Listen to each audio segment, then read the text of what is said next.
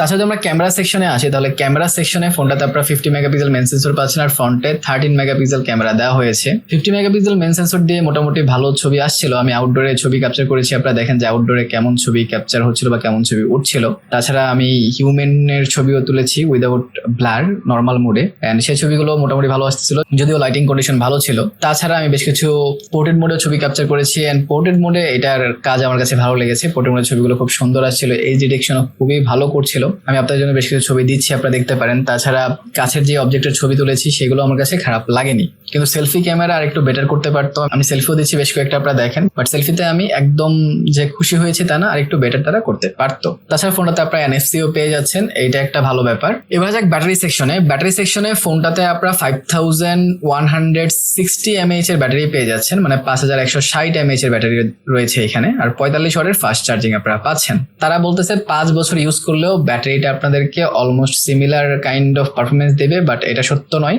আপনারা যত charge and discharge করবেন ব্যাটারির যেই কোয়ালিটি সেটা কিন্তু ডিক্রিজ হতে থাকবে। সো তারপরে 3 বছর টিকে গেলেও অনেক, তারা 5 বছর ক্লেম করছে, আশা করি যে যাবে 3-4 বছর। তাছাড়া ফোনটাতে 45 ওয়াটের যেহেতু ফাস্ট চার্জিং আছে, ফোনটাকে আবার রিচার্জও অনেক তাড়াতাড়ি করতে পারবেন, সো সেটা অনেক ভালো ব্যাপার। এন্ড আমিও খুব তাড়াতাড়ি ফোনটাকে রিচার্জ করতে পেরেছি। আর ব্যাকআপের কথা বললে একটানা 4 ঘন্টা 4.5 ঘন্টা গেমিং করতে পেরেছি আমি ভালোভাবেই, কিন্তু লং টাইম গেমিং সেশনে ডেফিনেটলি ফোনটা কিন্তু হালকা পাতলা গরম হবে, যেহেতু অনেক স্লিম ফোন।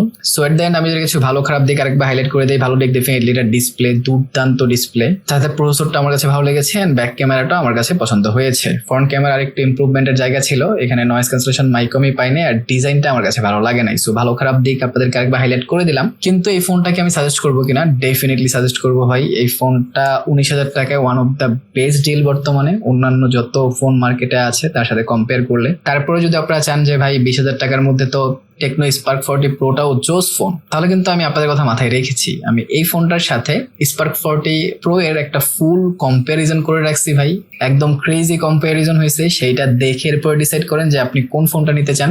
সো সেইটা দেখতে চাইলে এইখানে ক্লিক করে দেখে নিতে পারেন। সো ভালো কিছু থাকেন, ভিডিওটা ভালো লাইক কমেন্ট শেয়ার সাবস্ক্রাইব করে দিন।